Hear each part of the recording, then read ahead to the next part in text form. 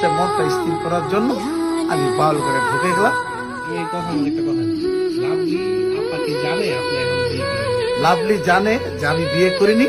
হঠাৎ করে আমি মাসখানি 1 মাস আগে লাভলিকে বললাম যে তোর স্বামী ইটালি থাকে, সিটিজেনশিপ, ছেলে থাকে, মেয়ে থাকে, তুই কি আমি এখন বললে কি তুই চলে আসবি নাকি? বললো আমি টাকাতে কি করবো, তুমি আমাকে নিয়ে যাও, আমি সব ফালাই চলে যাবো। সে কিন্তু আপনার ওকে বললাম যে দেখ রে, তোর ছেলে হয়েছে, মেয়ে হয়েছে, সংসার হয়েছে, এখনো তোকে নেওয়ার আমার সম্ভব হয় না। তাহলে